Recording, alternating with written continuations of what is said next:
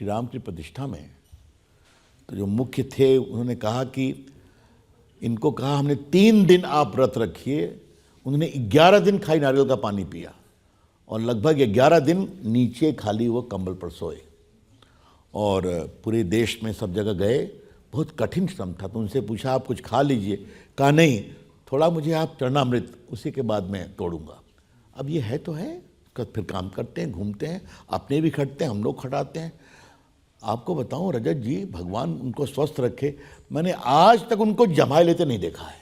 आप देखते हैं टीवी पर दिखाते हैं, आप भी यहाँ घूम रहे हैं, वहाँ घूम रहे हैं, विदेश कर रहे हैं, देश कर रहे हैं। तो जो व्यक्ति 4-5 साल केदारनाथ में गुफा में साधना करे और जो इतना करे तो कुछ तो है ना उनके अंदर।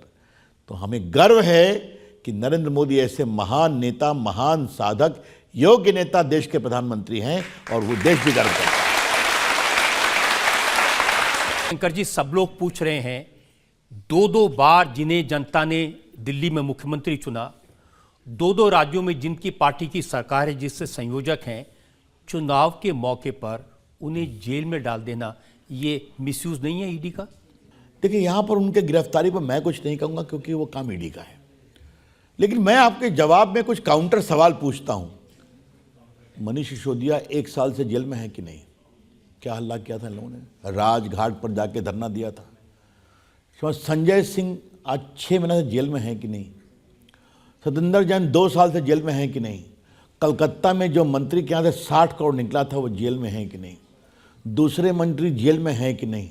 सोना खाली में जो, मैं नाम भूल रहा हूँ, उसने जो बवाल किया वो सारी सच्चाई, शाहजहां शेख, सारी सच्चाई सामने आ रही है कि नहीं?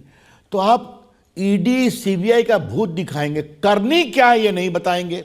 उन्होंने बताया कि जिन बयानों पर मुझे अरेस्ट किया गया, अदालत में अरविंद केजरीवाल ने कहा वो बयान ऐसे हैं जिस पर चांदनी चौक का एक जेब कतरा भी जेल में नहीं डाला जा सकता। जिस अरविंद केजरीवाल ने देश में ईमानदार नेता का एक परिचय दिया था अन्ना हजारे के शिष्य के रूप में, ये क्या है? प्रशांत भूषण अलग, आशुतोष अलग, हमारी बेदी जी अलग, अनुपम खेर अलग, कुमार विश्वास अलग, योगेंद्र यादव अलग, शाजिया इल्मी अलग, और अन्ना हजारे को कहना पड़ा मुझे कोई मतलब नहीं है। ये क्या है? बिछड़े सभी बारी बारी।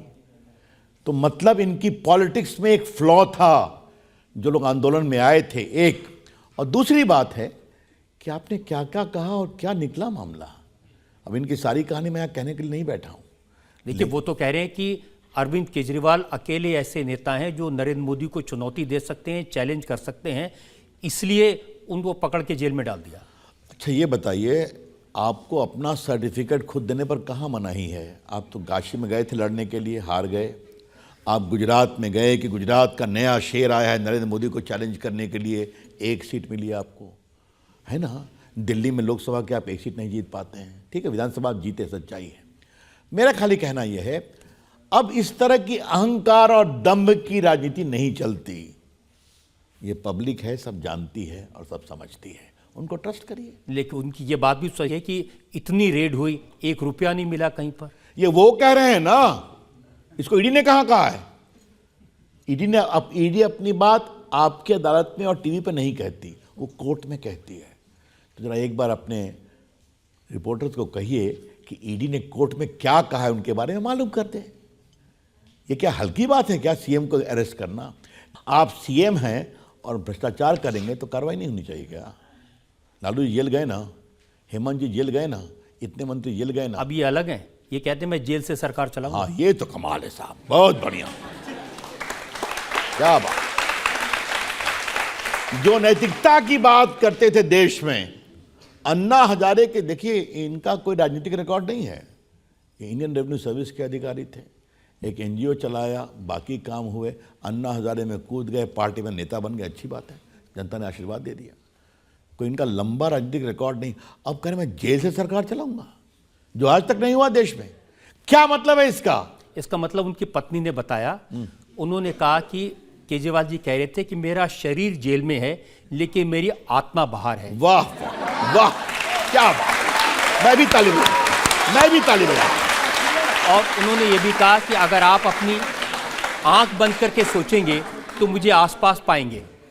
हद हो गया, माने एक व्यक्ति जो इंडियन रेवेन्यू सर्विस का आदमी हो, जो आईआईटी खड़गपुर से ग्रेजुएट हो, जो टाटा स्टील में काम कर चुका हो, जो अन्ना हजारे का शिष्य हो, वो ऐसी बात करेगा तो देश की राजनीति कहाँ जा रही है? बहुत पीड़ा हुई। इससे अधिक मुझे कुछ नहीं कह पाऊंगा। और अगर वो सोचते हैं तो एक शब्द है, a very new low in the politics of India. Bharat की राजनीति में शर्मिंदगी की पराकाष्ठा है।